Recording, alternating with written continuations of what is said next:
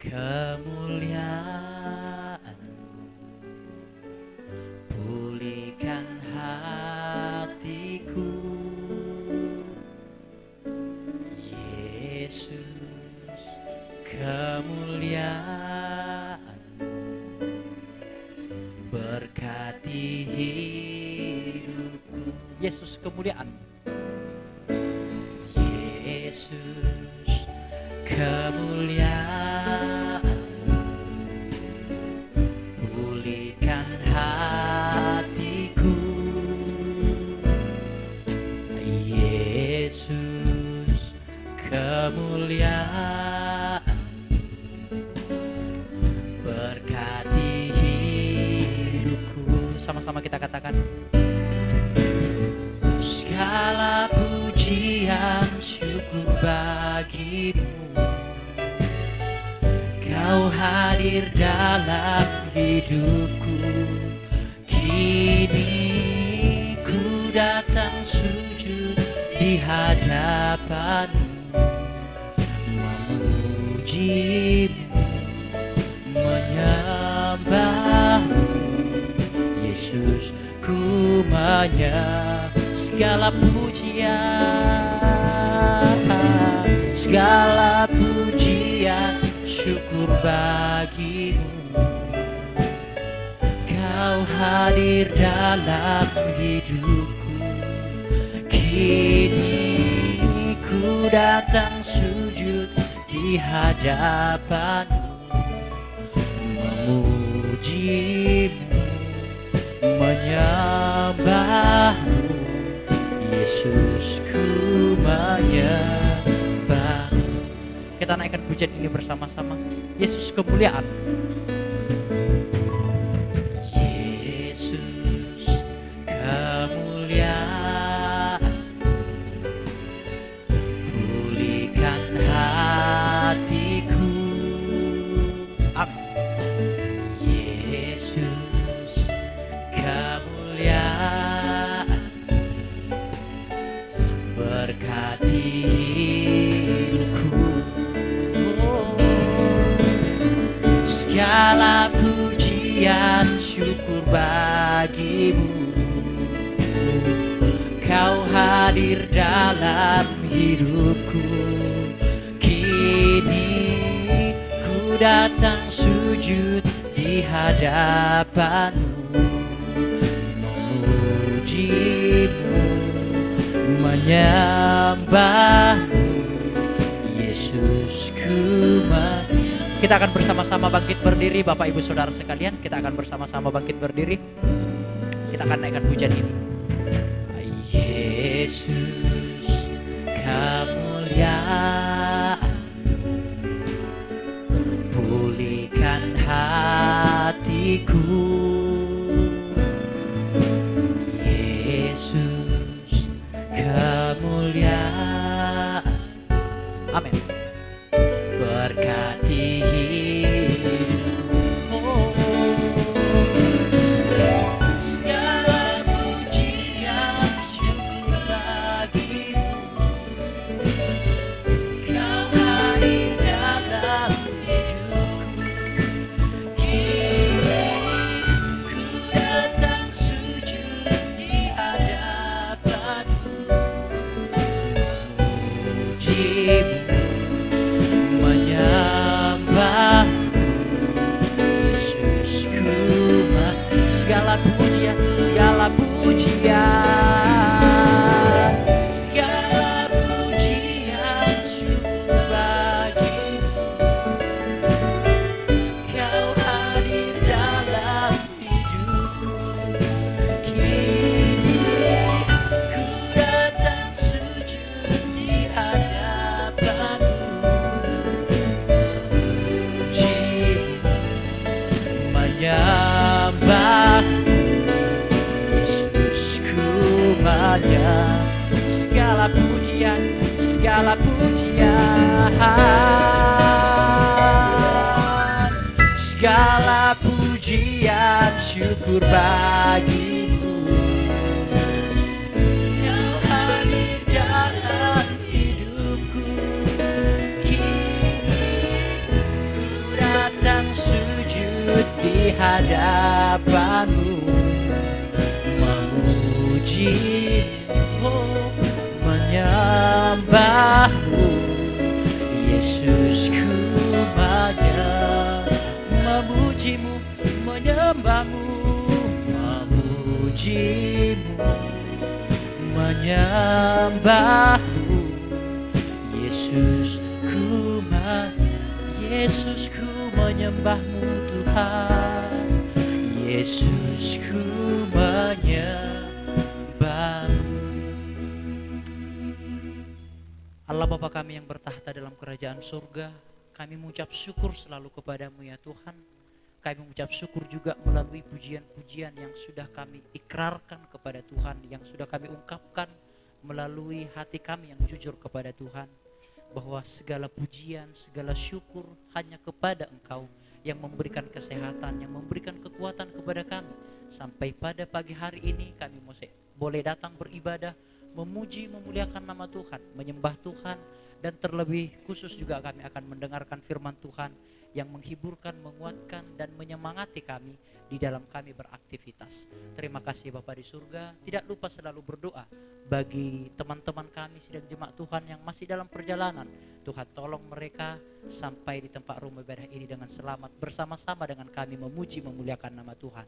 Gereja-gereja lain juga yang bersamaan beribadah dengan kami, Tuhan menolong mereka, mengurapi hamba-hamba Tuhan dan pelayan-pelayan Tuhan yang ada di sana, dan Tuhan juga hadir di sana melalui penjabaran firman Tuhan.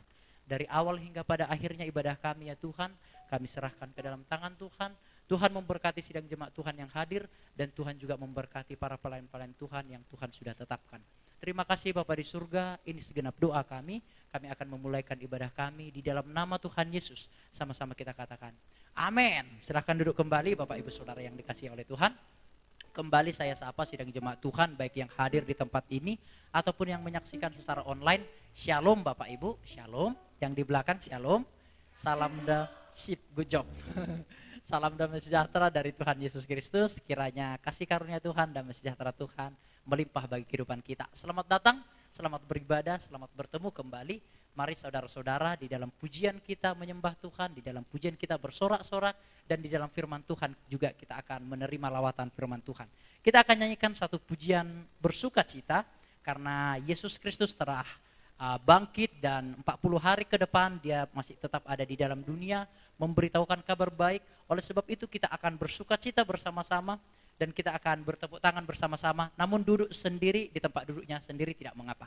Yuk kita nyanyikan satu pujian, besarlah Tuhan dan layak dipuji. Kita akan bertepuk tangan bersama-sama. Amin. Haleluya. Besarlah Tuhan dan layak dipuji. Sama-sama kita katakan, besarlah Tuhan dan layak dipuji. Amin. Besarlah namanya, kekal kuasanya. Amin. Aman berlindung dalam naungannya. Dia Allah bagi kita, di pihak kita. Sekali lagi, yo. Besarlah Tuhan dan layak dipuji. Besarlah namanya, kekal kuasanya. Amin.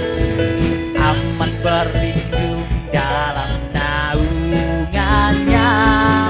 Dia Allah bagi kita, di pihak kita. Sama-sama kita katakan, yo. Terpujilah Tuhan, terbukti kuasanya. Amin. Dia telah menunjukkan kasih-Nya pada kita, dan Tuhan telah bangkit menyayangi kita. Terpujilah Tuhan, terpuji namanya, Yesus Allah perkasa. Sekali lagi,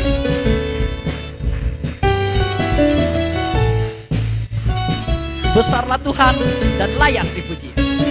Yo. Besarlah Tuhan dan layak dipuji. Amin. Besarlah namanya, kekal kuasanya. Amin. Aman berlindung dalam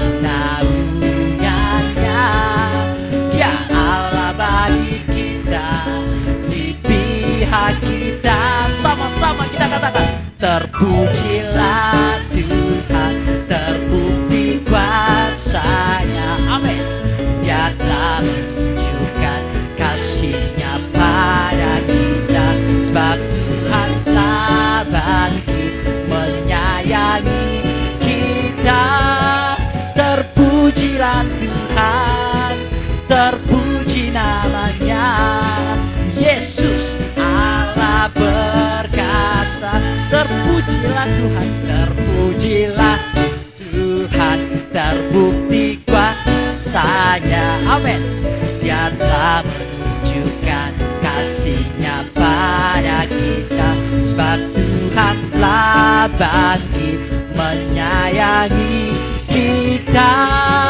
Terpujilah Tuhan, terpuji nama-Nya, Yesus Allah perkasa. Yesus Allah perkasa, Yesus Allah perkasa. Mari Bapak Ibu Saudara sekalian, kita akan bangkit berdiri bersama-sama. Kita akan memuji, memuliakan nama Tuhan. Kita akan bersorak-sorak bagi Tuhan. Amin. Kita akan besarkan nama Tuhan, pujilah Dia. Amin. Lagu yang sangat lama. Besarkan nama Tuhan, pujilah Dia. Amin. Kemuliaan-Nya besar, tiada terkira. Aku tak dapat balas betapa besar kasih-Nya. Oh, besarkanlah nama-Nya, besarkan nama Tuhan, besarkan nama Tuhan, pujilah Dia. Amin. Kemuliaan-Nya besar, tiada terkira. Aku tak dapat balas betapa besar kasih-Nya. Amin. Oh, besarkanlah nama-Nya. Sama-sama kita bernyanyi.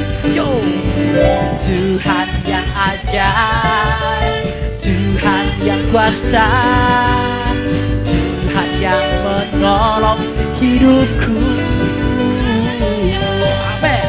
Tuhan yang ajaib, Tuhan yang kuasa, jiwaku ditebus oleh-Nya. Sekali lagi. Yo, besarkan nama Tuhan, pujilah Dia. Amin. Kemurahan-Nya besar, tiada terkira. Aku tak dapat balas betapa besar kasih-Nya. Amin. Oh, besarkanlah nama-Nya. Sama-sama kita bernyanyi. Tuhan yang ajaib, Tuhan yang kuasa, Tuhan yang menolong hidupku. Haleluya. Tuhan yang ajaib, Tuhan yang kuasa, jiwaku ditebus oleh-Nya. Tuhan yang ajaib,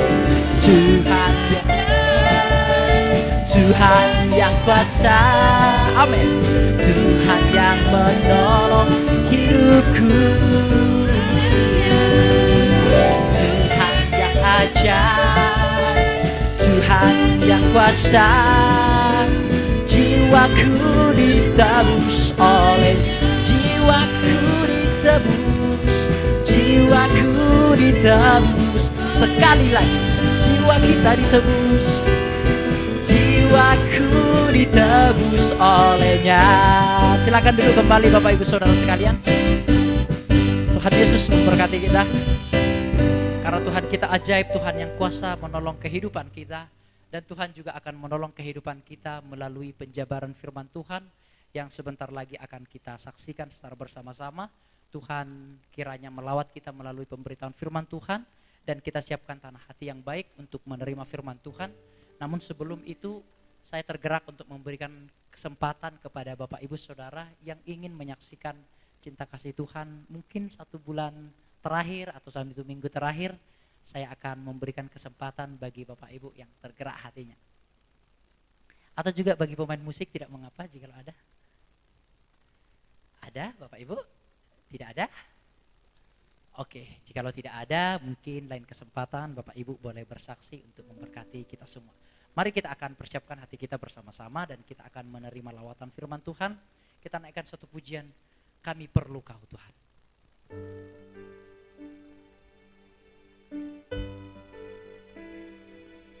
Terima kasih Tuhan. Kemana kami berlari? Hanya kepada Yesus tempat kami berlari. Kemana kami berseru? Hanya kepada Yesus tempat kami berseru. Kami mempersiapkan hati kami Tuhan. Kami datang, kami datang. Kemanakah kami mencari kasih sejati? Kemanakah kami berseru saat badai datang menderu? Yang kami tahu hanya Kau yang mampu pulihkan segala sesuatu. Kembali dari awal. Kemanakah kami mencari kasih sejati? Kemanakah kami berseru saat badai datang menderu? Yang kami tahu hanya Kau yang mampu pulihkan segala sesuatu. Kami perlukan keajaiban-Mu. Kami butuhkan sentuhan tangan-Mu. Kami tak dapat jalan sendiri.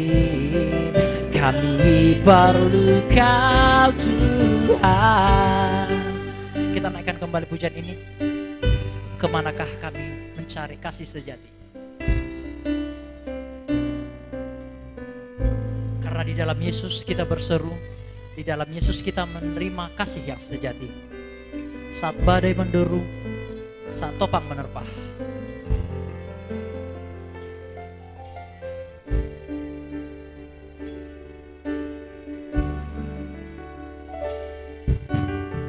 kemanakah kami mencari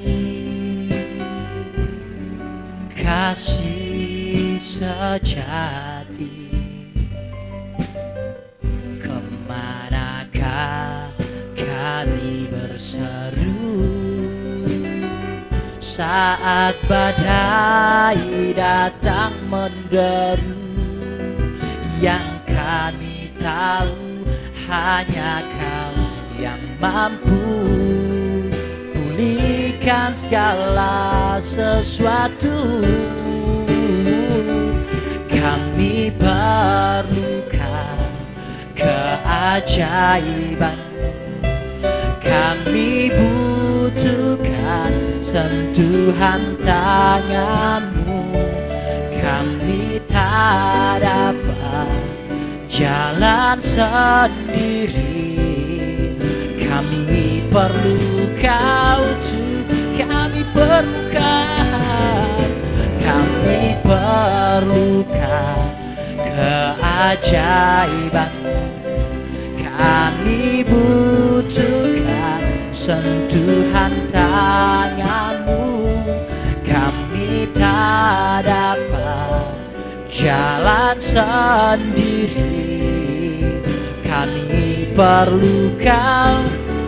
Kita akan bersama-sama bangkit berdiri Bapak Ibu Saudara sekalian. Kita nyanyikan satu pujian ini kembali.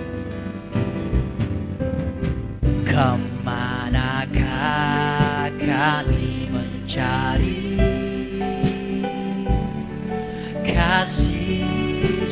mujizat. Hanya kepada Yesus kita berseru. Kemanakah kami berseru saat badai datang menderu? Yang kami tahu hanya Kau yang mampu pulihkan segala sesuatu. Kami perlukan keajaiban-Mu, kami butuhkan sentuhan tangan-Mu. Kami tak dapat jalan sendiri, kami perlu Kau Tuhan.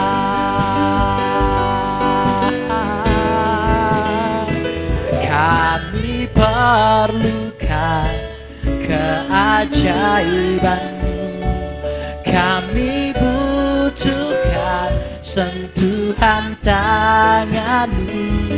Kami tak dapat jalan sendiri. Sekali lagi, kami perlu Kau Tuhan. Kami perlukan, kami perlukan keajaiban-Mu. Kami butuhkan sentuhan tangan-Mu. Kami tak dapat jalan sendiri, kami perlu Kau Tuhan.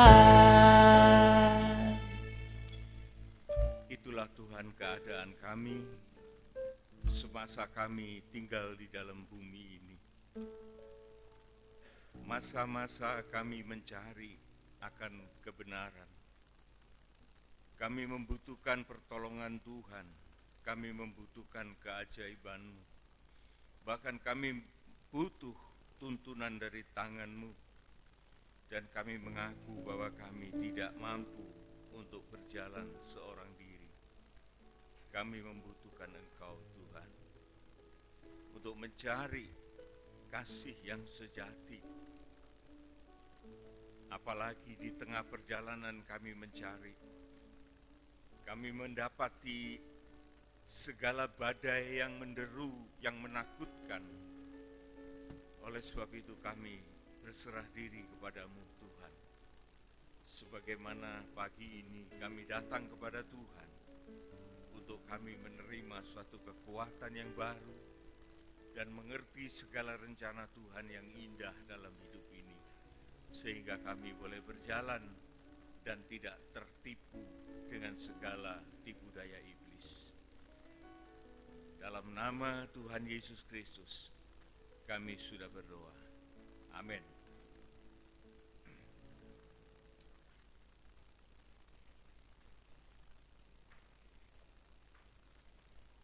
Dari tempat yang penuh bahagia Allah, saya menyampaikan selamat pagi dan shalom. Nyanyian terakhir sangat mengena dengan apa yang akan menjadi firman Tuhan pada pagi ini. Kita butuh tuntunan, kita butuh kekuatan, dan kita butuh kuasa Allah untuk kita tidak tersesat.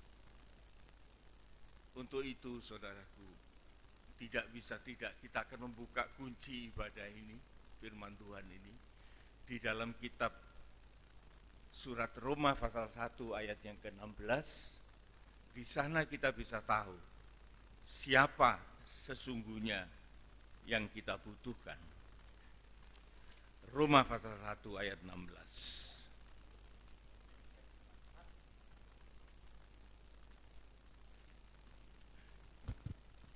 Sebab aku mempunyai keyakinan yang kokoh dalam Injil, karena Injil adalah kekuatan Allah yang menyelamatkan setiap orang yang percaya, pertama-tama orang Yahudi, tetapi juga orang Yunani. 17. Sebab di dalamnya nyata kebenaran Allah yang bertolak dari iman dan memimpin kepada iman, seperti ada tertulis, orang benar akan hidup oleh iman. Ayat ini dengan jelas, saudaraku, memberikan suatu pengertian kepada kita bahwa di dalam perjalanan kita untuk mencari Tuhan, kita tidak bisa untuk menggunakan sekedar hanya kemampuan akal budi kita. Oleh karena Tuhan mengatakan, tidak ada seorang pun yang mempunyai kemampuan untuk mencari Allah. Akal budi mereka sudah rusak. Akal budi yang diberikan oleh Tuhan kepada manusia ini hanya cukup sekedar untuk hidup dan cari nafkah. Lebih dari itu, tidak ada kesanggupan untuk mencari Tuhan, untuk mencari kebenaran, untuk mencari kasih. Tidak mampu, saudaraku. Kalau saudara mau coba lihat ya, di Roma pasal yang ketiga, di sana kita bisa melihat apa yang terjadi dengan akal budi kita ini. Ayat yang ke-9 kita mulai. Roma pasal yang ketiga ayat yang ke-9 demikian. Jadi bagaimana? Adakah kita mempunyai kelebihan daripada orang lain? Apakah kita ini punya kelebihan dari orang lain, dari bangsa lain? Sama sekali tidak. Hmm. Sebab di atas telah kita tuduh baik orang Yahudi maupun orang Yunani, Baik bangsa pilihan, baik orang kafir. Mereka semua sudah dikontaminasi, sudah dicemari dengan dosa. Sehingga kemuliaan Allah itu tidak ada lagi di dalam kehidupan manusia berdosa. Dan itu sangat berdampak. Terus. bahwa mereka semua ada di bawah kuasa dosa.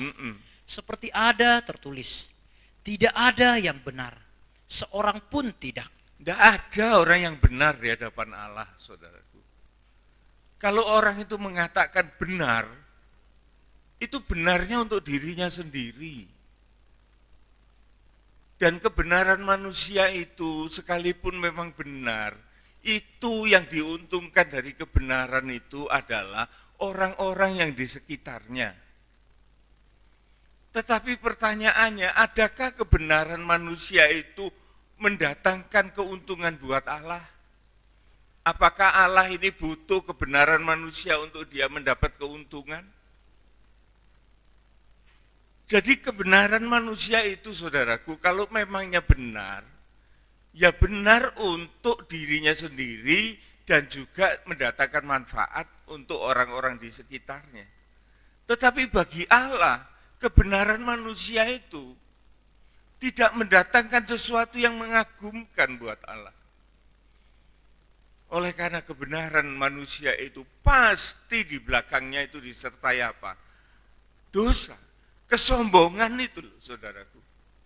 Yang pernah dibuat oleh iblis, dimasukkan, diinfiltrasikan kepada manusia, sehingga manusia itu di dalam hidupnya itu dosa yang ditularkan oleh iblis, kesombongan itu akan membuat segala apapun yang mereka buat selalu di belakangnya itu ada motivasi kesombongan. Itu yang Tuhan lihat, saudara. Sehingga untuk kita datang kepada Tuhan, melakukan sesuatu yang dibenarkan oleh Tuhan, itu tidak bisa tidak, kita harus melalui pengertian kita kepada Injil yang memberikan penjelasan bagaimana kita bisa berhasil di dalam kita mencari Tuhan. Kita lihat lebih jauh, sangat mengerikan. Ayat yang ke-11. Demikian, tidak ada seorang pun yang berakal budi, tidak ada seorang pun yang mencari Allah. Nah, ini kan lebih celaka, saudaraku. Tidak ada seorang itu yang punya akal budi yang mampu untuk menjangkau Allah. Ayat ini bukan mengatakan, oh enggak ada orang yang mencari Allah itu. Bukan itu maksudnya. Banyak kok orang mencari Allah, tapi enggak pernah berhasil. Kan kita lihat, orang-orang itu berupaya untuk menyenangkan hati Tuhan, mencari Tuhan, untuk berbuat segala sesuatu bagi Tuhan. Tapi Tuhan tidak berkenan dengan itu. Akal budinya itu tidak nututi, saudara ya. Tidak ada seorang pun yang mencari Allah. Karena tidak pernah berhasil. Kalau ketemu itu ketemu siapa dia? Kalau mencari Tuhan itu ketemu siapa? Ketemu dirinya sendiri. Tidak pernah ketemu Tuhan. Ayat lanjut. Demikian, semua orang telah menyeleweng, mereka semua tidak berguna. Tidak ada manfaatnya bagi Tuhan. Oleh karena manusia itu dikatakan telah menyeleweng. Dan apa yang dihasilkan? Tidak ada yang berbuat baik, seorang pun tidak. Tidak ada sebetulnya kebaikan itu yang berkenan di hati Tuhan. Firman Tuhan ini saudaraku seringkali disalahpahami sehingga terjadilah keputusan orang itu mengatakan ya sudahlah kita tidak usah berbuat baik, kita tidak usah berbuat benar, toh kita percuma berbuat itu. Bukan itu maksudnya. Tapi Tuhan itu mengingatkan kepada kita. Kalau semua apa yang kita kerjakan itu kebaikan-kebaikan yang kita jalankan, itu berasal dari pengertian kita kepada Tuhan untuk memuliakan Tuhan, maka itu yang berkenan. Oleh sebab itu Tuhan mengatakan setelah kita selamat, kita tidak boleh nganggur. Kita harus berbuat baik. Jadi perbuatan baik itu harus, saudaraku.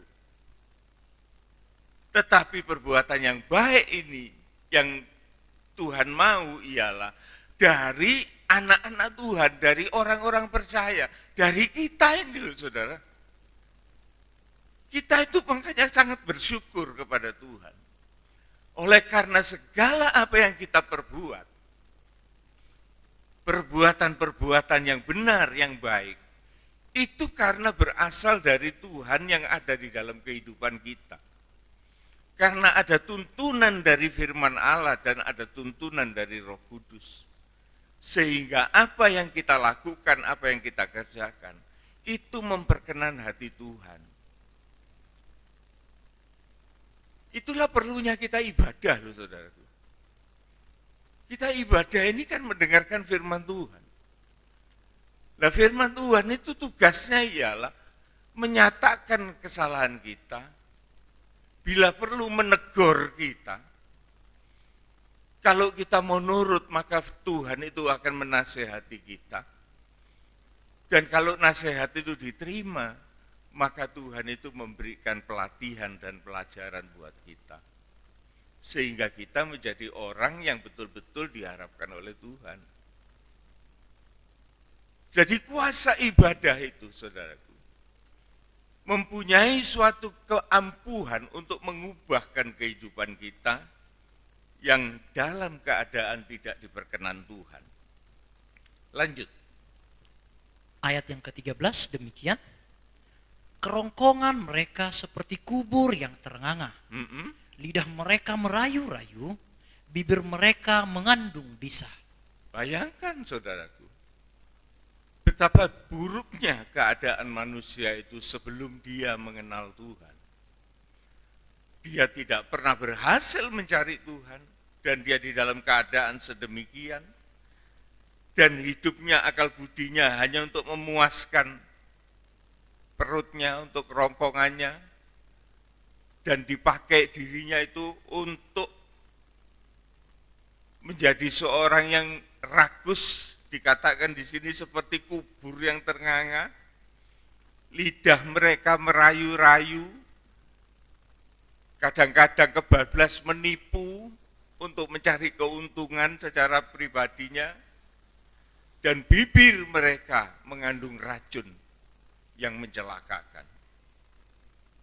Terus ayat yang ke-14 demikian. Mulut mereka penuh dengan sumpah serapah, kaki mereka cepat untuk menumpahkan darah. Keruntuhan dan kebinasaan mereka tinggalkan di jalan mereka. iya, saudara tidak usah repot-repot mencari benar tah ini, benar saudaraku. Kita lihatlah sekarang ini apa yang terjadi. di tempat-tempat di negara kita ini. Ada orang bergerombol-gerombol, mereka berjalan dan dikatakan kaki mereka cepat untuk menumpahkan darah. Mereka berjalan ini bukan untuk apa, tetapi untuk melampiaskan kemarahan. Untuk melampiaskan hawa nafsunya. Bila perlu, mereka akan menumpahkan darah orang. Melakukan penganiayaan, persekusi, dan lain sebagainya. Itulah keadaan manusia, saudaraku. Tidak usah dicari jauh-jauh. Dan ini makin lama makin banyak ini. Mulut mereka penuh dengan sumpah serapah, itu ayat 14. Mereka berjalan sambil berteriak-teriak, menghujat, menyumpah, memfitnah, menyalahkan orang lain, dan lain sebagainya. Jelas, saudaraku, firman Tuhan itu menubuatkan sesuatu yang terjadi. Manusia yang di luar Tuhan, mereka tidak mengerti rencana kemuliaan Tuhan. Mereka menyerahkan diri ke tangan iblis, dan iblis memakai manusia yang bodoh ini, yang akal budinya mampet, sehingga mereka hanya dipakai untuk mendatangkan kehancuran. Kaki mereka cepat untuk menumpahkan darah. Keruntuhan dan kebinasaan mereka tinggalkan di jalan mereka. Apa yang terjadi, saudaraku? Kalau sebagian orang atau beberapa kelompok orang yang dia berjalan sambil berteriak-teriak, yang berjalan dengan penuh hawa nafsu, segala jalan yang mereka lewati itu saudara bisa saksikan apa yang terjadi. Firman Tuhan, keruntuhan dan kebinasaan mereka tinggalkan di jalan mereka. Segala apa yang mereka lalui di sana terjadi kehancuran porak-poranda. Kalau kita sebagai anak Tuhan kita bisa melihat, oh ini sudah ada nih di dalam firman Tuhan. Terus ayat yang ke-17 demikian, dan jalan damai tidak mereka kenal. Tidak mau damai. Mana ada jalan damai? Jalan damai itu dianggap jalan yang tidak perlu, itu jalannya orang yang tidak berani gitu. Yang penting berani. Tidak ada damai sejahtera di dalam hati mereka. Terus Demikian, rasa takut kepada Allah tidak ada pada orang itu. ini kan sudah celaka, saudara. Bayangkan kalau manusia ini modelnya kayak gini. Modelnya kayak gini. Mereka sudah jauh dari rencana Allah. Dan mereka sudah melakukan keadaan seperti sedemikian. Makanya saudaraku, ada seseorang itu yang mengatakan bahwa manusia itu adalah animale rasionale. Jadi seperti hewan yang cuma dia itu bisa berpikir. Banyak yang tidak terima, saudaraku, ini omongan apa ini? Tetapi firman Tuhan sesungguhnya itu menyatakan itu loh, hati-hati. Memang manusia itu diciptakan oleh Allah itu sesuai gambar dan teladan Allah. Tetapi ingat bahwa manusia itu bisa rusak oleh karena iblis, oleh karena dosa. Nah, kalau manusia itu sudah jatuh di dalam dosa, maka dia itu memang betul-betul seperti binatang. Kalau binatang itu masih ada harganya, tapi kalau manusia itu sudah rusak, dia lebih rendah dari binatang. Kalau saudara mau tahu, firman Allah ini menceritakan ada seorang raja yang bernama Nebukadnezar, Raja Babel. Dia adalah seorang raja yang hebat. Dia mendirikan kerajaannya yang luar biasa. Tetapi dia mendapat peringatan. hati-hati dengan kesombongan. Tidak lama, saudara. Pada waktu dia melihat di atas menara, dia melihat negaranya itu. Dia mengatakan, siapa yang membangun ini? Selain aku seorang raja yang berhikmat.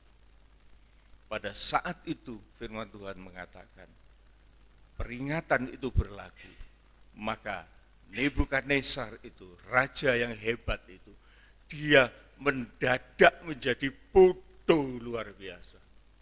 Dia menjadi seperti hewan dan dia tidak ngerti cari makan.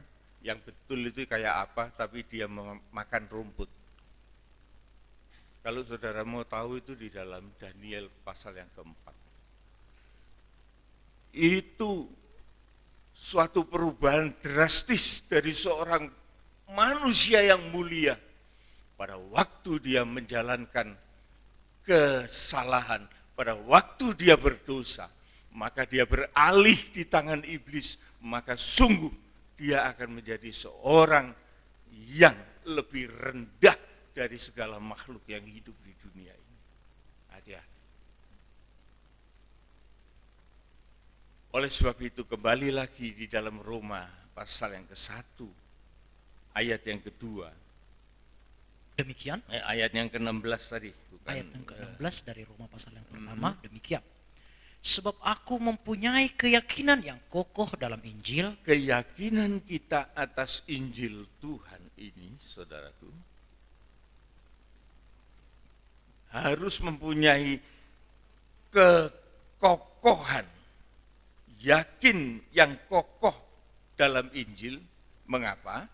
Karena Injil adalah kekuatan Allah yang menyelamatkan.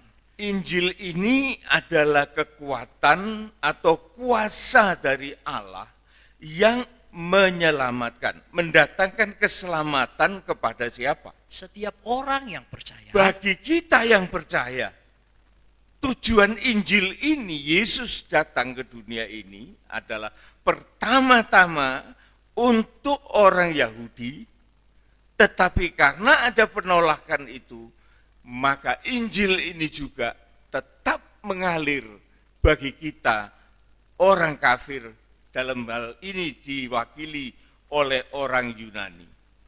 Pertama-tama orang Yahudi, tetapi juga orang Yunani.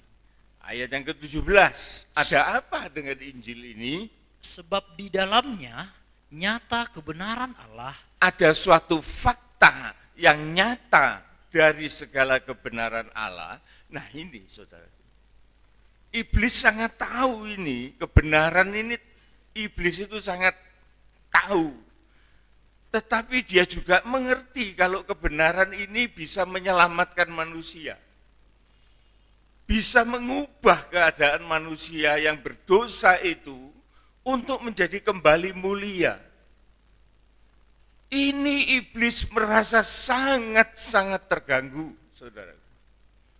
Sehingga di dalam faktanya juga perjalanan manusia ini banyak gelora, banyak deru, banyak gangguan, banyak pencobaan.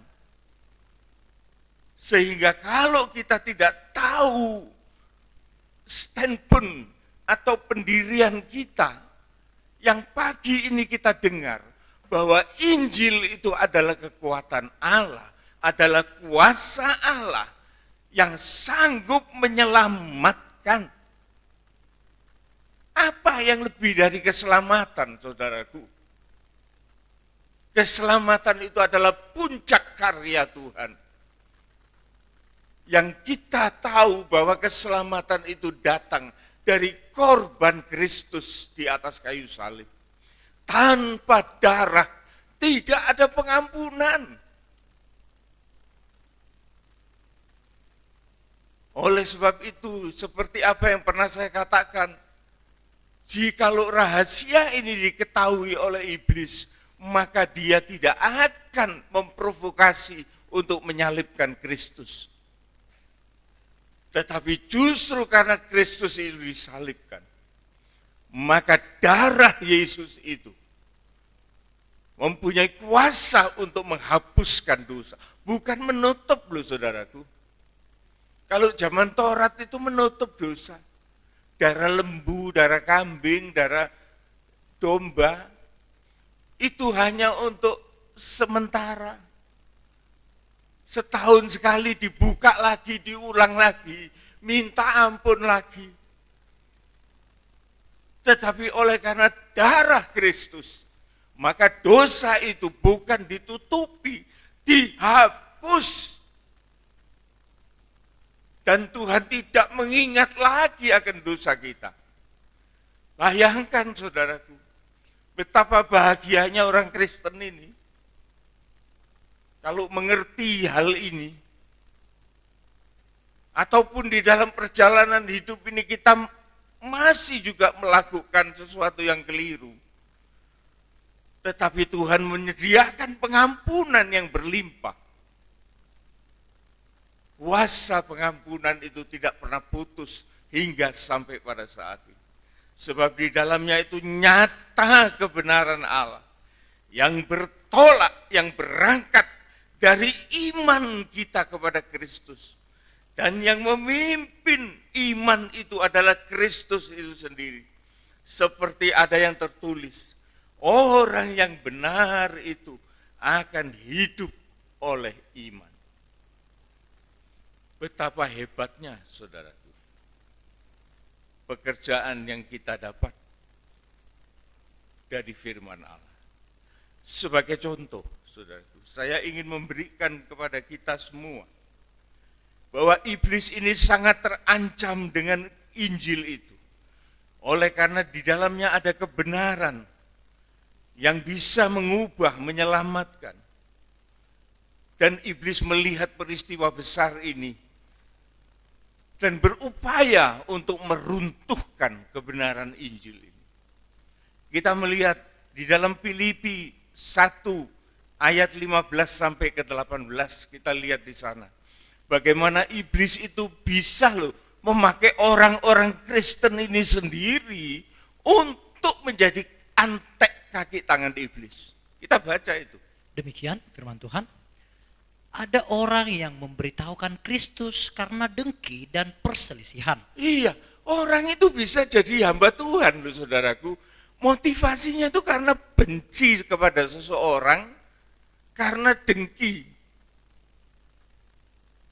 Jadi jangan dikira saudaraku, hamba-hamba Tuhan yang mudah-mudahan tidak ada yang kita kenal semacam itu.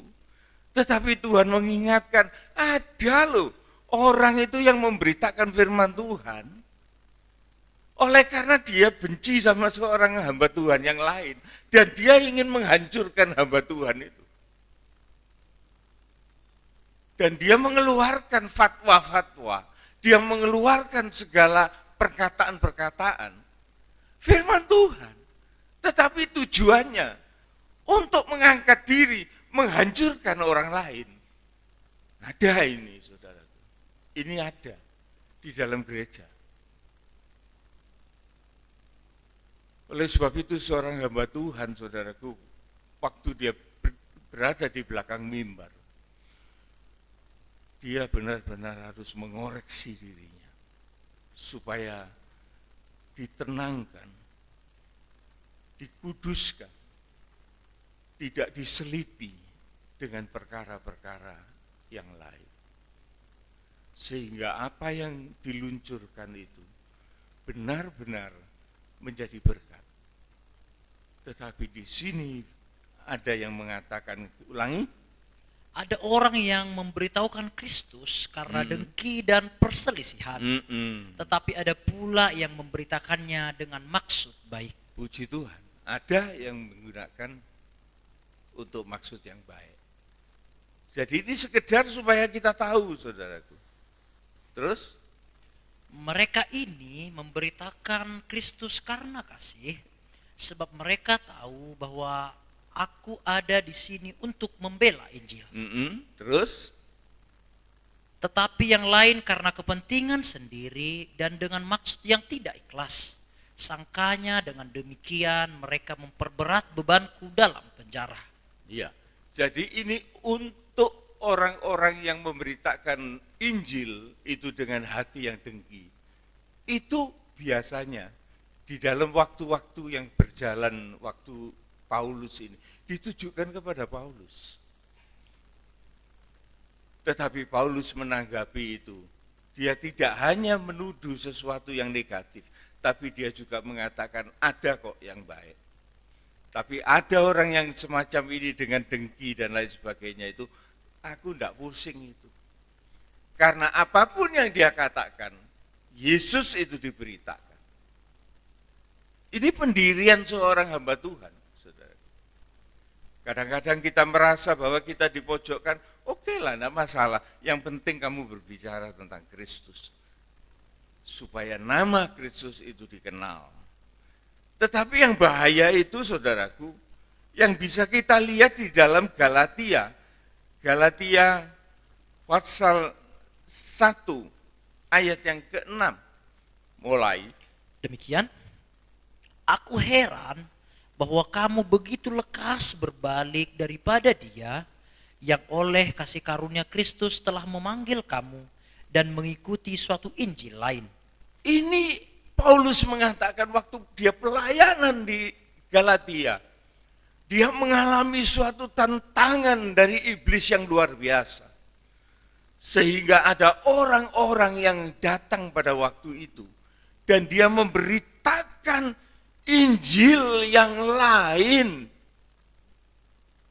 Injil yang lain itu, saudaraku, Injil yang tidak terdapat di dalam Alkitab kita. Ada Injil Thomas lah, ada Injil Barnabas lah, ada Injil Petrus lah. Mungkin itu ada, saudaraku, dan memang bisa jadi ada. Tetapi itu sudah seizin Tuhan melalui bapak-bapak gereja. Itu tidak dimasukkan di dalam Alkitab kita. Oleh karena yang ada di dalam Alkitab itu yang paling berguna bagi kehidupan kita. Dan sekarang itu kan banyak, saudaraku, Injil-Injil lain itu, yang sebetulnya Rasul Paulus mengatakan itu bukan Injil, tetapi disajikan dengan suatu predikat, ini Injil. Lah, orang Galatia itu, saudaraku, di dalam keadaan yang bimbang, dia cepat percaya kepada itu. Makanya Rasul Paulus mengatakan, aku heran bahwa kamu itu lekas berbalik dari Injil yang benar.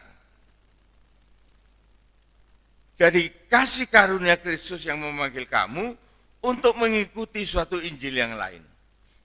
Ayat 7. Yang sebenarnya bukan Injil. Hanya ada orang yang mengacaukan kamu dan bermaksud untuk memutarbalikkan Injil Kristus. Diputar balik, saudaraku. Jadi kalau kita ini mau tahu bahwa saat-saat ini ada pengajaran-pengajaran sesat di luar Alkitab, kita tidak usah panik, kita tidak usah heran, apalagi kita merespon untuk bertanya. Olah apa?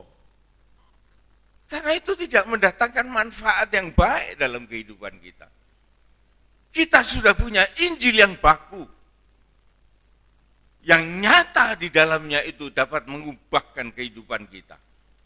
Jangan kita dikacau dan diganggu oleh hal yang semacam itu.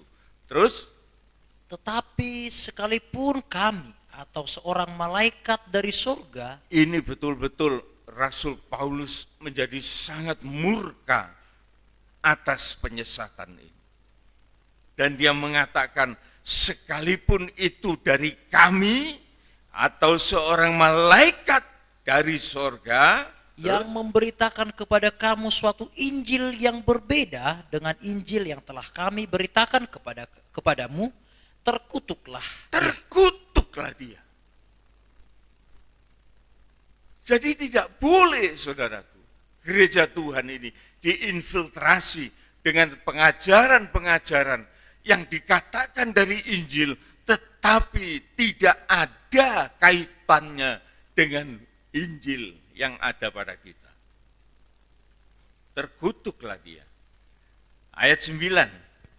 Demikian, seperti yang telah kami katakan dahulu, sekarang kukatakan sekali lagi, jikalau ada orang yang memberitahukan kepadamu suatu Injil yang berbeda dengan apa yang telah kamu terima, terkutuklah dia. Iya, diulangi, saudara.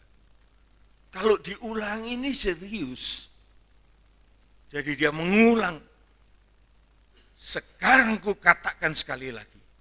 Kalau ada orang memberitakan kepadamu yang dinamakan suatu Injil, tetapi berbeda dengan apa yang telah kamu terima, terkutuklah dia. Pasal 3 ayat 1. Pasal 3 ayat yang pertama demikian. Hai orang-orang Galatia yang bodoh. Langsung Rasul Paulus mengatakan tanpa tedeng-aling-aling, tanpa sungkan-sungkan, Paulus mengatakan, hai kamu orang Galatia yang bodoh. Terus, Siapakah yang telah mempesona kamu?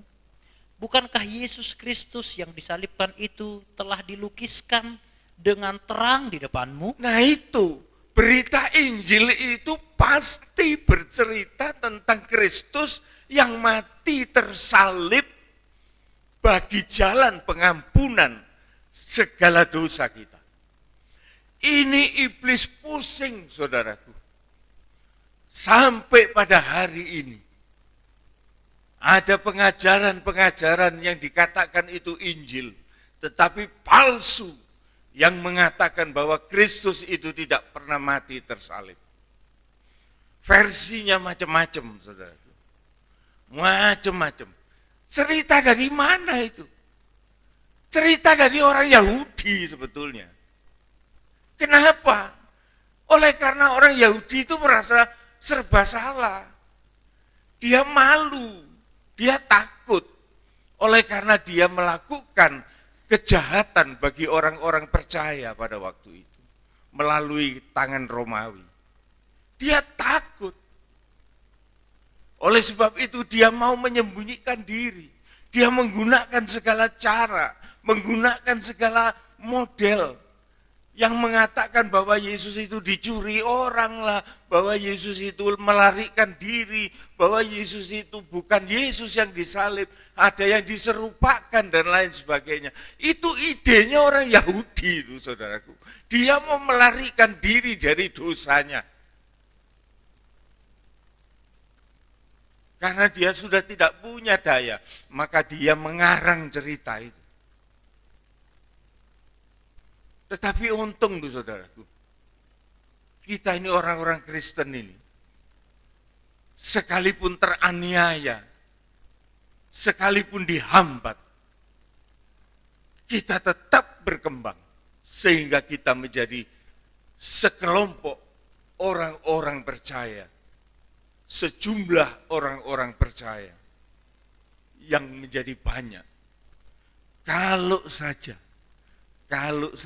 saudara, Yesus itu tidak memberikan pengajaran damai sejahtera, memberikan pengajaran jangan membalas kejahatan dengan kejahatan. Habis itu Yahudi. Tetapi kita sebagai orang-orang Kristen, sekalipun kita tahu sejarah kita, tetapi kita memiliki kasih. Kita tidak pernah membenci siapapun.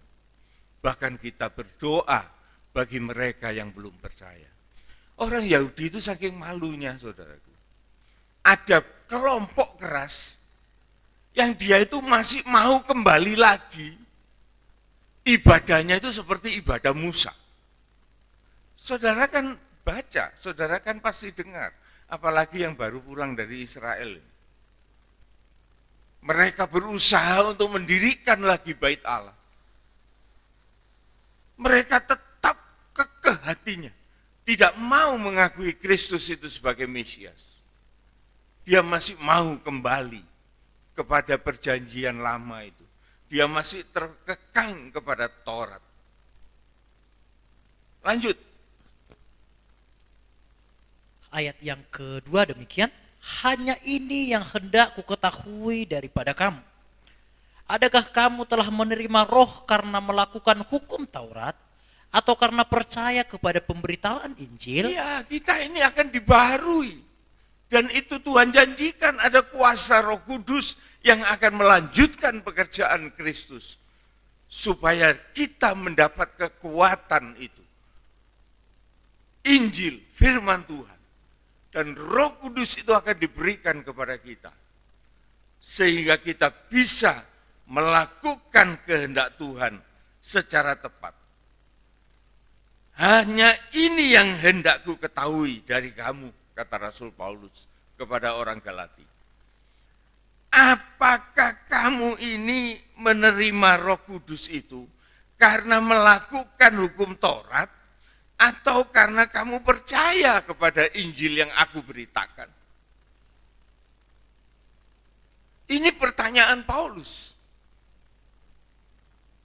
Kamu bisa terima Roh Kudus itu dari mana? Apakah dari Taurat atau dari Injil yang aku beritakan? Terus, Adakah kamu sebodoh itu? Kamu telah mulai dengan roh. Maukah kamu sekarang mengakhirinya di dalam daging? Sia-siakah semua yang telah kamu alami sebanyak itu? Masakah sia-sia? ya. Jadi inilah saudaraku yang Tuhan tegurkan kepada orang-orang di Galatia.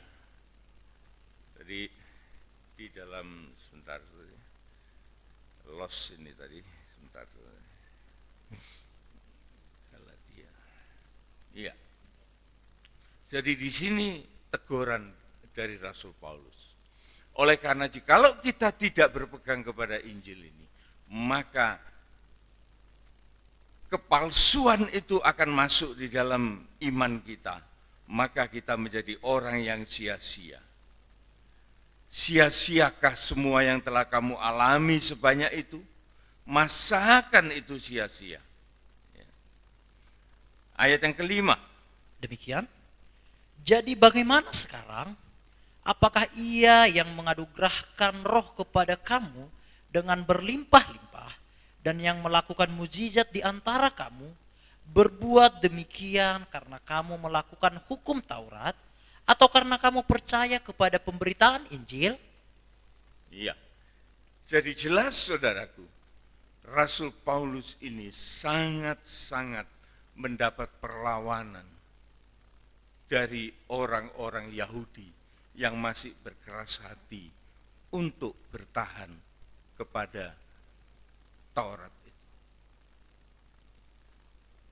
Saya akan pindah kepada satu kenyataan. Saya mau kita beralih kepada 1 Petrus 1. Apa yang seharusnya kita peroleh dari iman kita kepada Kristus melalui Injil ini? Sekalipun kita tahu bahwa banyak halang rintangan yang mengecoh kehidupan iman kita untuk kita selalu kembali kepada perkara-perkara yang tidak ada manfaat. Oleh karena iblis itu tahu bahwa Injil itu kuasa Allah yang mampu mengubahkan segala kehidupan kita. Kita lihat di dalam 1 Petrus 1 ayat yang ketiga.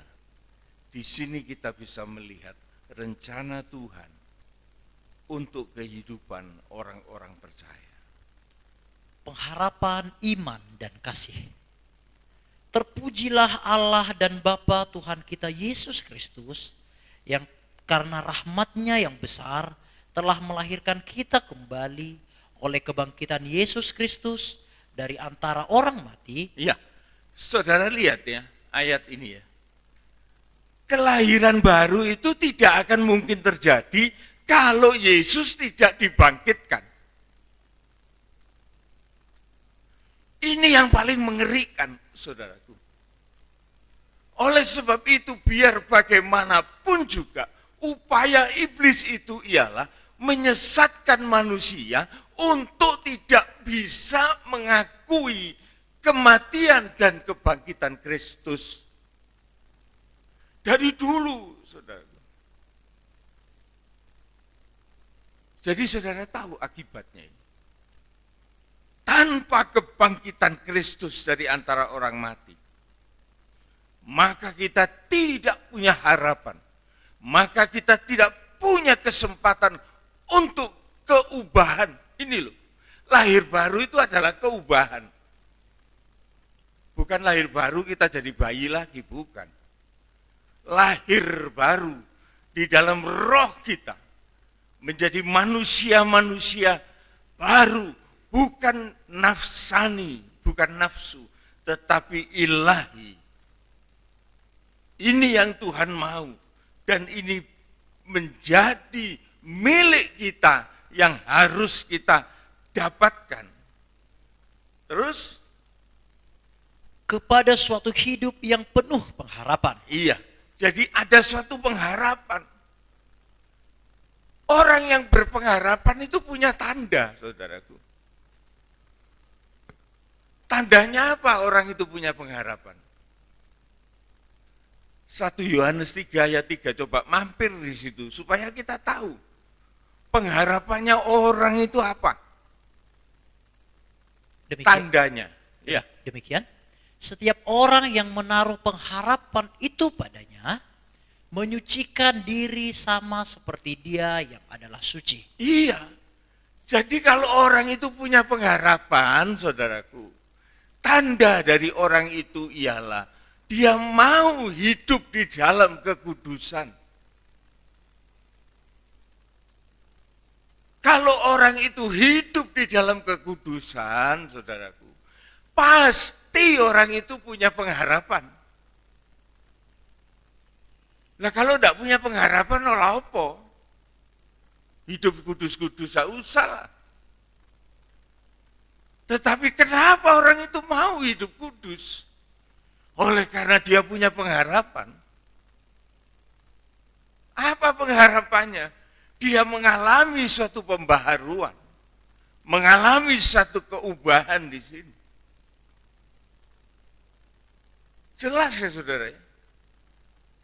Jadi tanpa kematian, tanpa kebangkitan Kristus, mustahil ada pembaharuan, mustahil ada kelahiran yang baru. Dan mustahil juga ada pengharapan. Tetapi oleh karena satu perkara ini, yang paling dibenci oleh iblis, maka ia menghasut manusia untuk lepas dari pengharapan ini. Untuk lepas dari iman ini. Orang yang punya pengharapan itu, saudaraku, akan menerima sesuatu. Ayat yang keempat. Dari ayat yang keempat, 1 Petrus 1. demikian, Petrus 1. untuk menerima suatu bagian yang tidak dapat binasa. Saudara perhatikan, orang yang punya pengharapan dan orang yang lahir baru ini, saudaraku, dia akan menerima sesuatu yang menjadi bagiannya dia. Apa itu yang mau diterima itu, saudaraku? Yang tidak dapat cemar dan yang tidak dapat layu. Untuk menerima satu bagian, pertama ialah yang tidak bisa binasa. Bukan yang fana. Tetapi dia mewarisi sesuatu yang kekal. Yang tidak binasa, yang tidak dapat cemar. Tidak dapat cemar ini artinya tidak dapat dijamah oleh iblis. Yesus itu melindungi orang-orang miliknya. Dan tidak mungkin miliknya itu dirampas oleh orang lain.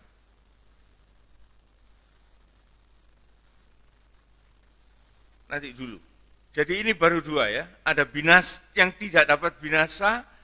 Kedua, tidak dapat cemar. Yang ketiga, yang tidak dapat layu. Yang tidak dapat layu. Yang tidak dapat layu ini saudara ya. Idenya itu dari Romawi. Raja-raja Romawi, pangeran-pangeran Romawi itu kalau pakai mahkota itu, mahkotanya itu daun. Daun itu kalau dipakai sudah 2 hari, 3 hari layu dia. Saudara kan tahu itu. Mahkotanya raja orang Roma itu kan bentuknya kan daun-daun. Ada yang dibentuk dari emas. Tapi kalau yang rakyat biasa ini dari daun. Itu layu. Tetapi Tuhan mengatakan tidak dapat layu. Di mana itu sekarang barang-barang itu? Di mana? Yang tersimpan di surga bagi kamu. Aman, saudaraku. Tidak bakal hilang, tidak bakal dicuri orang. Itu bagian kita itu. Nah sekarang tugas kita di bumi ini apa? Kita belum terima itu? Latihan. Oleh karena kita nanti terima itu. Suatu yang tidak dapat binasa. Apa itu? Keubahan tubuh kita. Yang mati akan dibangkitkan. Yang masih hidup akan diubahkan. Dan yang bangkit dan diubahkan tidak akan mati lagi. Tetapi akan mewarisi kehidupan yang kekal. Dengan tubuh kemuliaannya. Itu kemuliaan yang kekal. Dan yang kedua ialah tidak dapat cemar. Tidak dapat cemar, saudaraku. Coba kita melihat di dalam Yohanes 10 ayat 28. Ini satu gambaran yang tidak dapat cemar, saudaraku. Yohanes pasal yang ke-10 ayat yang ke-28, demikian firman Tuhan. Dan aku memberikan hidup yang kekal kepada mereka. Itu pemberian Tuhan kepada kita. Dijanjikan sejak kita hidup di bumi ini, terus Dan mereka pasti tidak akan binasa. tidak akan binasa itu dalam suatu kepastian loh. Bukan mudah-mudahan tidak binasa. Tidak, saudaraku. Tidak bisa cemar itu artinya tidak bisa dibinasakan.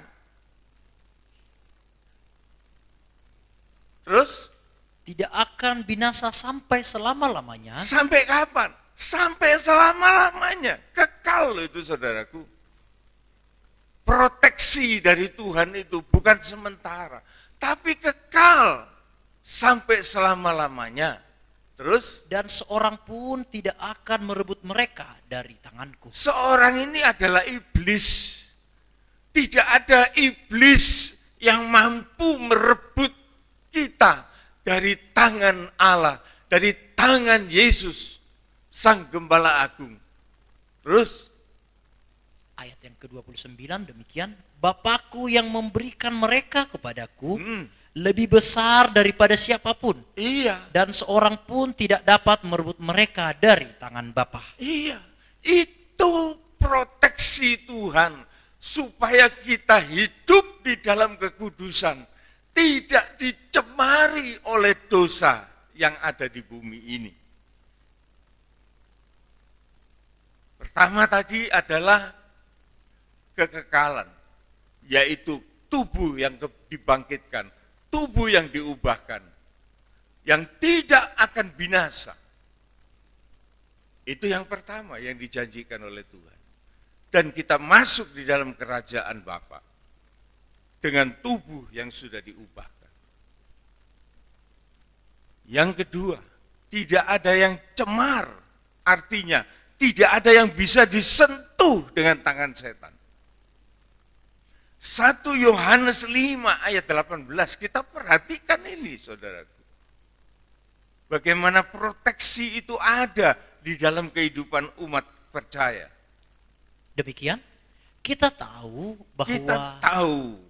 bahwa Terus, setiap orang yang lahir dari Allah orang yang dilahirkan baru, yang dilahirkan oleh Allah, berkat dari kebangkitan Kristus itu, kita yang lahir baru di dalamnya. Terus, tidak berbuat dosa. tidak berbuat dosa. Saudara percaya ini? Ada orang yang tidak berbuat dosa. Tidak percaya toh? Memang. Tetapi yang dimaksudkan di sini tidak berbuat dosa ini ialah orang yang tidak berulang-ulang melakukan dosa-dosa semacam itu. Karena orang yang berulang-ulang itu bukan miliknya Tuhan. Jelas. Karena Tuhan mengatakan ini anjing, ini babi. Senengnya ya cuma itu saja. Tetapi buat domba-domba, bisa dia terperosok masuk di dalam kubangan. Tetapi kalau sejatinya dia itu domba, sejatinya dia itu anak Tuhan, dia akan menangis, menyesali, maka Sang Gembala Agung itu akan mengangkat, mengampuni dia, membersihkan, menyucikan, memelihara, memulihkan. Beda dengan anjing, beda dengan babi. Kalau dia terperosok, apa katanya? Mapan kebenaran. Oleh karena apa? Habitatnya di situ. Tapi kalau orang itu sudah lahir baru, saudaraku, dia sudah pindah dari maut ke dalam hidup yang kekal. Habitatnya pindah. Dia tidak suka lagi akan perbuatan-perbuatan dosa. Hatinya tidak pernah cenderung untuk melakukan sesuatu yang jahat. Tetapi dia yang lahir dari Allah. Siapa ini? Dia di sini menggunakan huruf besar. Tetapi Yesus yang lahir dari Allah melindunginya dan si jahat tidak dapat menjamahnya. Bayangkan saudaraku, inilah janji Tuhan atas kehidupan orang yang berjalan menurut iman dari Injil itu. Menyelamatkan, mengubahkan, memuliakan untuk kita kembali kepada habitat ilahi kita. Ini yang dikehendaki oleh Tuhan. Dan yang terakhir adalah sesuatu yang tidak dapat layu. Kita lihat di dalam Wahyu 22 ayat yang ke-11 mengatakan, nanti kepada pungkasan akhir hidup dunia ini, maka di sana ada pemisahan yang sangat-sangat jelas, sangat nyata. Ayat yang ke-11 mengatakan, Demikian, barang siapa yang berbuat jahat, maka mereka yang masih gemar berbuat jahat, artinya di luar kehendak Tuhan, bukan milik Allah itu. Apa? biarlah ia terus-menerus berbuat jahat. Iya. Terus? Barang siapa yang cemar, Iya. biarlah ia terus cemar. Iya. Dan barang siapa yang benar, biarlah ia terus berbuat kebenaran. Ada pemisahan antara orang benar dan orang jahat. Terus? Barang siapa yang kudus, biarlah ia terus menguduskan diri. Ada perpisahan dari orang yang cemar dan orang yang kudus. Dan pada akhirnya, pada kesudahan dunia ini, ayat 12 mengatakan apa? Sesungguhnya aku datang segera dan aku membawa upahku untuk membalaskan kepada setiap orang menurut perbuatannya. Iya. Jadi ada pembalasan dari Tuhan bagi orang-orang yang berada di dalam jalan Tuhan yang benar. Sebagai ayat penutup, saudaraku, kita baca di dalam 1 Petrus 5. Nah, 1 Petrus 5 ini khusus buat pelayan-pelayan Tuhan, termasuk saya, atau siapapun yang menduduki pelayanan imam-imam di dalam gereja ini. Jangan minder, oleh karena kita mempunyai suatu janji dan juga memiliki janji dari Tuhan. Ayat 1. 1 Petrus 5 ayat yang pertama, demikian firman Tuhan. Aku menasehatkan para penatua di antara kamu, aku sebagai teman penatua dan saksi penderitaan Kristus, yang juga akan mendapat bagian dalam kemuliaan yang akan dinyatakan kelak. Iya. Ini Rasul Petrus mengatakan, aku pun juga akan mendapat bagian dalam kemuliaan itu. Terus? Gembalakanlah kawanan domba Allah yang ada padamu. Mm-mm. Jangan dengan paksa, tetapi dengan sukarela sesuai dengan kehendak Allah. Iya. Jangan dengan terpaksa, artinya merasa terpaksa atau memaksa. Terus? Dan jangan karena mau mencari keuntungan, tetapi dengan pengabdian diri. Harus punya dedikasi terhadap pelayanan ini, saudara. Ada integrasi, ada dedikasi, ada komitmen. Supaya di dalam pelayanan ini nama Tuhan itu diagungkan. Jangan dianggap sebagai sesuatu yang sembrono. Jangan dianggap sebagai sesuatu untuk mengisi kekosongan. Dulu saya sebagai seorang pimpinan di dalam perusahaan, setiap saya menginterogasi, apa itu namanya itu, tanya jawab, ya, menginterview seseorang, pertama saya katakan, apa yang mendorong kamu untuk kamu bekerja? Jawabnya itu macam-macam. Sudah besar Pak, sudah umur saya, sudah umur produktif, ya harus kerja. Nanti kalau ditanya, kenapa kamu kerja? Sungkan Pak sama mertua. Kalau ditanya, macam-macam. Ya daripada nganggur. Nah, ini yang paling saya tidak suka. Ya daripada saya nganggur Pak, ya kerja. Waduh, ini motivasi yang rendah. Tetapi kalau ada orang yang melamar pekerjaan, kemudian saya tanya, kenapa? Kalau saya tidak kerja, saya mati Pak, tidak bisa makan. Saya bilang, nah ini orang ini betul. Oleh karena dia menyangkutkan usahanya itu dengan keselamatannya. Mati saya Pak kalau saya tidak kerja. Lah keluarga saya makan apa? Nah ini. Kalau ada orang yang pindah kerja, saya tanya, kenapa kamu kok pindah kerja? Dia mengatakan, gaji saya kurang. Bagus. Saya tanya, berapa yang kamu bilang gajimu bisa cukup? Itu bagian dari interview, saudara. Dan saya dalam interview itu saya bisa tahu kedalaman orang ini bagaimana. Ya. Makanya hati-hati. Jangan cari keuntungan. Tadi sampai mana? Tetapi dengan pengabdian diri, ayat yang ketiga Iya. sekarang. Jadi dengan satu standar yang mulia, ada dedikasi yang baik, terintegrasi dengan baik, ada komitmen, jangan sembarangan. Oleh karena pekerjaan ini adalah pekerjaan mulia yang tidak mudah untuk didapatkan. Dan kita kalaupun bisa menjalankan itu, sebetulnya kita tidak layak. Tetapi kita mendapat kemurahan Tuhan untuk kita bisa merasakan bagaimana kehadiran Tuhan itu di dalam kehidupan seorang imam Tuhan. Ya. Terus lanjut. Ayat yang ketiga demikian.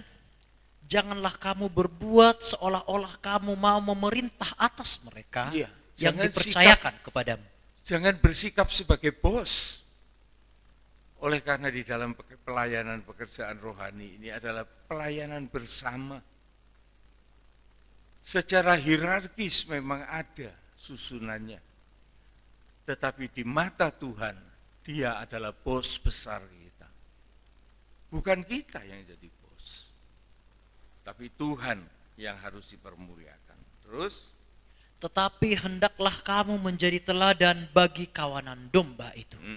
Terus akibatnya apa? Maka kamu, apabila Gembala Agung datang, kamu akan menerima mahkota kemuliaan yang tidak dapat layu. Iya. Kita akan menerima apresiasi dari Tuhan, yaitu satu mahkota yang tidak akan layu. itu berarti kita mendapat suatu penghargaan dari Tuhan secara langsung sebagai orang-orang yang dipakai oleh Tuhan.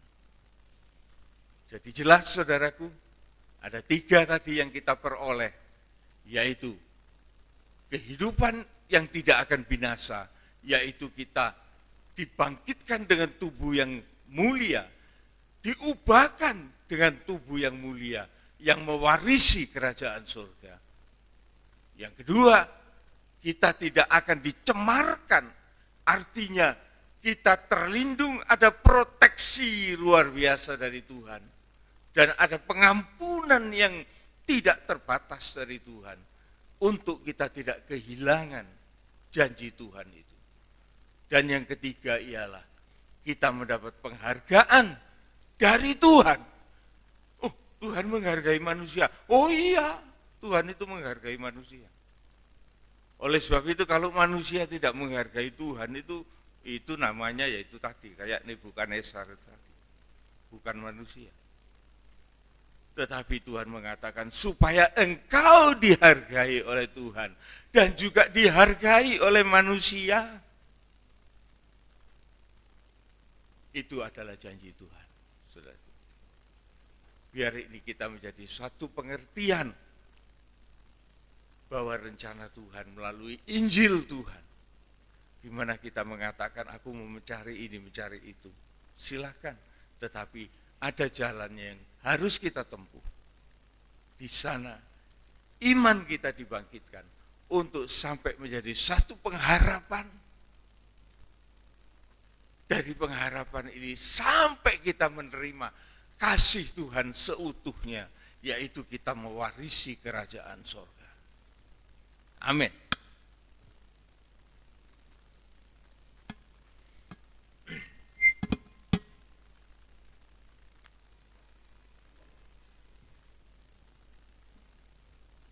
Kita akan menyanyikan lagu dari Psalm nomor 150.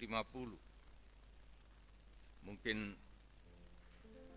banyak dari kita yang belum pernah memahami atau menyanyikan nyanyian ini. Kita akan mempelajari bersama.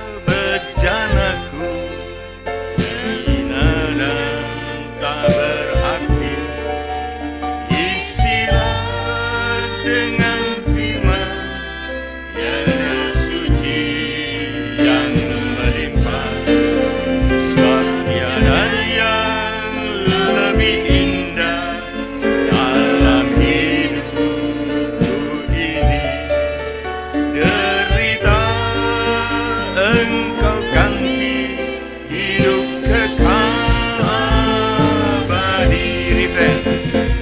Walaupun tertindas, namun tiada terjepit. Walau habis akal, namun tak putus asa. Kami teraniaya, namun tak sendiri. Kami dihempaskan, namun tak binasa. Walaupun tubuh jasmaniku semakin hancur dan rapuh, dari hari ke hari yang membaharuiku. Bait 3.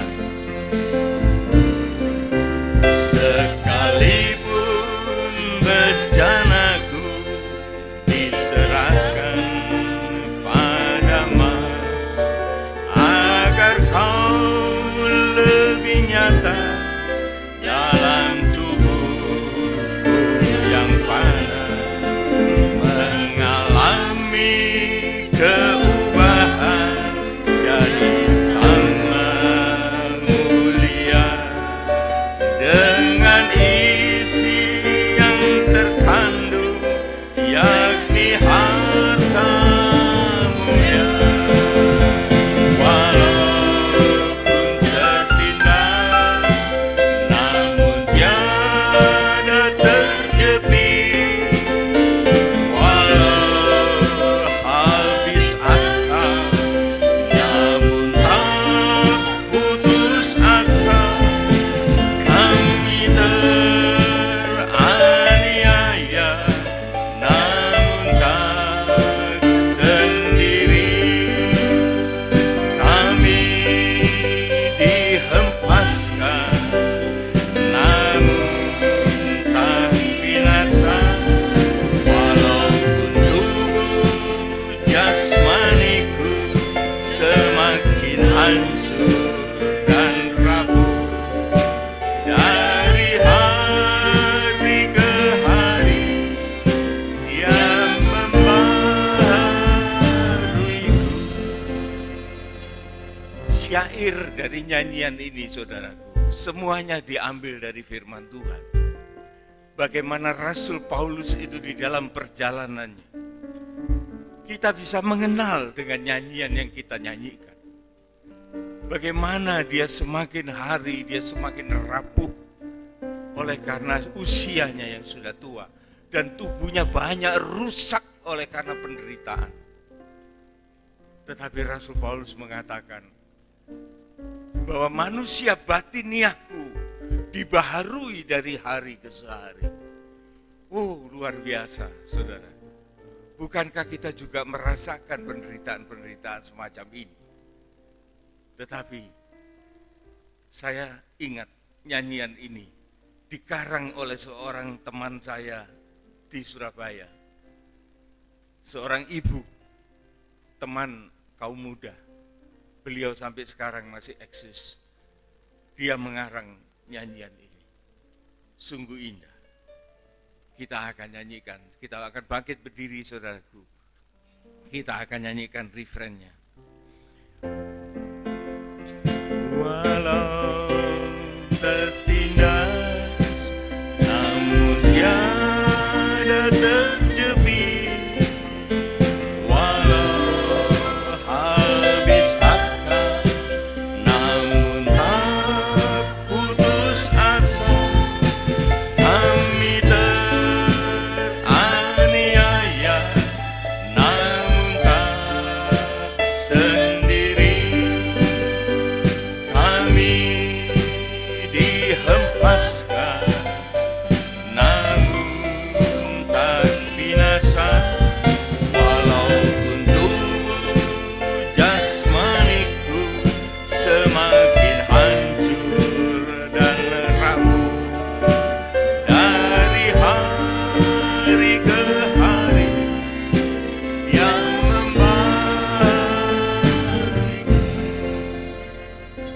Tuhan, pengalaman dari salah seorang rasul-Mu telah menginspirasi kehidupan kami pada zaman ini untuk mengiring Engkau.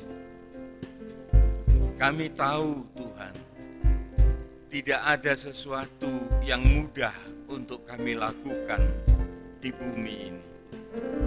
Tetapi Engkau menjanjikan suatu keberhasilan dengan pertolongan yang tak terbatas, yaitu firman dan Roh-Mu yang kudus, sehingga kami boleh menembusi segala halangan rintangan untuk mencapai suatu janji yang telah Engkau nyatakan, yang saat ini tersimpan dengan aman di dalam kerajaan surga. Itu yang akan menjadi bagian kami. Sedangkan saat-saat kami masih di bumi ini, kami berlatih untuk menerima apa yang Engkau berikan sebagai bagian kami. Harus kami mulai dari bumi ini Tuhan. Suasana kerajaan surga itu harus kami rasakan. Bahkan harus kami lewati, kami miliki. Sehingga kami menyatakan hidup ini sejak dari mulanya kami adalah anak-anak Tuhan, orang-orang percaya. Anak-anak Tuhan yang menerima perjanjian untuk menjadi manusia-manusia ilahi. Diubahkan dari keadaan nafsani untuk menjadi ilahi. Inilah Tuhan yang menjadi pengharapan kami, dan kami akan menjalankan ini dengan satu kesadaran kami membutuhkan pertolongan Tuhan. Terima kasih Tuhan, segala kepujian dan syukur hanya kepada-Mu. Di dalam nama Tuhan Yesus Kristus. Amin. Amin. Silakan duduk, ada pengumuman.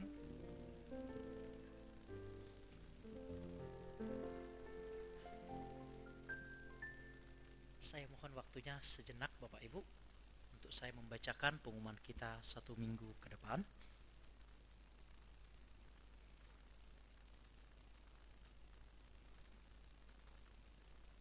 Besok di tempat ini Bapak Ibu Saudara sekalian ada doa pagi besok di tempat ini jam 5.30 pagi bagi Bapak Ibu yang ingin bergabung doa bersama-sama bagi bangsa dan negara, bagi keluarga kita dan juga bagi jadwal-jadwal ibadah yang sudah kita tentukan bersama-sama.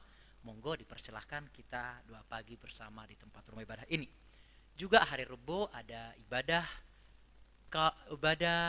PA masih berlangsung seperti biasa, ibadah PA jam 5 sore dan juga ibadah kaum muda. Apakah libur? Ibadah kaum muda? Ya, karena hari Minggunya kita, jadi saya informasikan Minggu tanggal 22 Bapak Ibu kita libur dan baru mulai nanti tanggal 30. Saya ulangi, minggu depan tanggal 22 kita libur dan baru 23 ya, maafkan saya. 23 dan kita baru akan mulai di tanggal yang ke-30 akhir bulan. Dan juga ibadah PA di tanggal 26 itu ya. Hari Rebo pokoknya itu juga diliburkan. Jadi kita hari Rebo itu adalah ibadah terakhir Bapak Ibu Saudara untuk sebelum kita kembali liburan seperti itu. Dan kita baru akan mulai di tanggal yang ke-30. Bisa disimak Bapak Ibu Saudara ya. Untuk kaum muda gimana? Libur, iya. Karena juga hari Minggunya kita libur. Jadi saya informasikan bersama-sama tetap ada doa pagi, besok pagi, hari Rebo tetap ada ibadah PA, dan hari Sabtu tidak ada kaum muda, hari Minggu libur, dan juga tidak ada sekolah minggu juga. Baru kita akan mulai di tanggal 30 April. Ya. Dan selanjutnya yang ingin saya bagikan bagi kita semua, setelah ibadah ada latihan paduan suara ya. Setelah ibadah ada latihan paduan suara dan kita akan berdoa bersama-sama bagi beberapa teman seiman kita. Yang pertama adalah Kak Yason yang ada di belakang sebagai proyektor berulang tahun kemarin. Selamat ulang tahun bro, kiranya makin semangat ngebasnya, semangat melayaninya. Tuhan Yesus memberkati. Nanti kita akan doakan bersama-sama. Dan juga adik Mikalio, anak dari Kosoni juga yang berulang tahun. Kita akan doakan bersama-sama. Dan juga ada Ibu Timbul yang sedang sakit. kita akan doakan bersama-sama. Ada mungkin pengumuman yang saya kelewatan barangkali? Ya, semuanya sudah. Jikalau sudah Bapak Ibu Saudara sekalian, mari kita akan bangkit berdiri bersama-sama dan kita akan menerima doa berkat. Oh, maafkan Bapak Ibu Saudara, silakan duduk kembali Bapak Ibu. Maaf, saya ada yang kelupaan. Tadi ada yang membisikkan kepada saya bahwa ada yang mau bersaksi Bapak Ibu. Saya lupa, baru terakhir tadi dibisikkan. Monggo Bu, monggo Bu. Puji Tuhan, tadi sebenarnya waktu dikasih kesempatan bersaksi saya sudah mau ngomong, tapi sudah waktunya untuk pujian penutup. Jadi karena ini dalam hati saya, sepertinya saya harus menyaksikan ini, dan sepanjang ibadah ini juga melalui firman-Nya tadi ya ada sangkut pautnya juga. Beberapa bulan yang lalu, 2 bulan yang lalu, anak saya yang kecil Irin bilang sama saya, Bu, saya mau ikut kompetisi MIPA. Oh iya, bulan berapa, kapan Dok? Saya tanya gitu. April Bu, nggak tahu, nanti harinya belum tahu. Ya sudah daftar, setelah daftar ternyata bertepatan dengan hari Minggu, hari ini tanggal 16 April. Lah terus kamu lah enggak ke gereja, saya gitu. Gimana ya Bu ya, enggak tahu nanti wes. Oh ya wes. Ya memang kalau memang enggak bisa ke gereja ya enggak apa-apa, nanti Ibu sama Bapak aja yang ke gereja. Tapi kemarin saya tanya, gimana Dok? Gini aja wes Bu, saya ke gereja dulu aja. Nanti itu bisa dikerjakan antara jam 8 sampai jam 3 katanya gitu. Terakhir jam 3 kerjakannya. Nanti sepulang ibadah baru. Saya bersyukur dalam hati saya, dan saya minta sama Tuhan supaya pernyataan anak saya ini terbawa sampai nanti dia dewasa, yaitu untuk mengutamakan Tuhan dalam segala hal. Dan ini sangat menyentuh hati saya dan jadi pelajaran buat saya sebagai orang tuanya, karena saya selama ini mungkin masih belum seperti dia. Dia benar-benar mengutamakan Tuhan dalam apapun aktivitas, baik dalam sekolahnya maupun dalam apapun. Dan saya ingin ini dapat menjadi ketetapan buat kita semua, pelajaran buat kita semua untuk senantiasa mengutamakan Tuhan dalam segala hal apapun yang kita kerjakan. Dan saya belajar dari anak saya untuk lebih mengutamakan pelayanan, dan kiranya Tuhan dapat memberkati kita semua. Inilah kesaksian saya, dan kiranya ini juga dapat menjadi pelajaran buat kita semua untuk senantiasa mengutamakan pelayanan kita. Terima kasih, Tuhan memberkati. Terima kasih untuk adik Irin, kiranya menjadi berkat selalu bagi gereja ini, dan semangat Tuhan pakai luar biasa. Mari kita akan bangkit berdiri bersama-sama. Kita akan menerima doa berkat dari Bapak Gembala kita.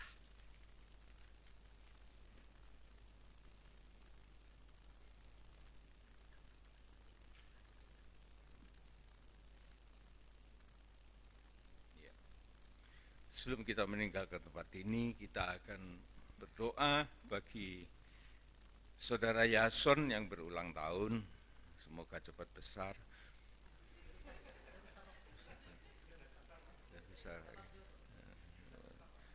Ya, kalau saya besar ya puji Tuhan, cepat dapat jodoh. Ya. Iya. Kemudian kita berdoa untuk Ibu Timbul yang dalam keadaan sakit, dan anak Mikalio dari anak Pak Sony yang berulang tahun. Ya, semoga Tuhan memberikan berkat kepada mereka yang berulang tahun, dan juga memberikan kesembuhan, pemulihan kepada Ibu Timbul yang dalam keadaan penderitaan. Kemudian ya, untuk libur itu bukannya apa saudara ya, tapi kita sendiri sama-sama mengetahui bahwa tidak ada yang efektif di dalam waktu-waktu seperti itu, sehingga kita pun juga harus menggunakan waktu itu juga bagi segala pekerjaan yang harus kita kerjakan sendiri. Jadi kita membutuhkan waktu yang banyak. kita berdoa untuk itu. Bapa di dalam surga, beberapa nama telah kami sebutkan dalam segala kebutuhan dan sukacita mereka masing-masing. Biar kiranya Tuhan, Engkau yang menjawab akan segala apa yang mereka butuhkan dan Engkau penuhi dalam kelimpahan kebaikan hati Tuhan. Terima kasih Tuhan buat semuanya ini, dan terima kasih juga buat kesempatan yang telah kami manfaatkan untuk beribadah kepadamu bersama dengan firman-Mu dan pimpinan Roh-Mu yang kudus di dalam suatu ibadah tempat ini. Terima kasih buat semuanya ini Tuhan. Kami juga berdoa Tuhan bagi segala rencana gereja di tempat ini untuk hari-hari ke depan, biar kiranya Engkau juga yang memimpin dan Engkau campur tangan atasnya, dan nama Tuhan yang dipermuliakan. Saatnya Tuhan kami akan kembali ke rumah kami masing-masing, dan kami tetap berada di dalam keadaan bersama dengan Engkau, menembusi segala kepekatan dunia ini untuk mencapai keberhasilan sebagaimana yang telah Engkau janjikan kepada kami. Saatnya juga kami akan mohon berkat-Mu. Saudara-saudaraku yang dikasihi oleh Tuhan Yesus Kristus, terimalah segala berkat, anugerah, kasih sayang, damai sejahtera, keselamatan yang kekal, sukacita surgawi dari Allah Bapa, Putra dan Roh Kudus menyertai kita semua mulai dari saat ini sampai Maranatha Tuhan Yesus datang kembali. Pulanglah beserta dengan segala berkat ini dan juga dengan berkat-berkat jasmania sebagaimana layak kita hidup di bumi ini, dan juga kita diberkati untuk menjadi berkat bagi sesama. Di dalam nama Tuhan Yesus Kristus kami sudah mohonkan semuanya. Amin. Amin. Tuhan berkati.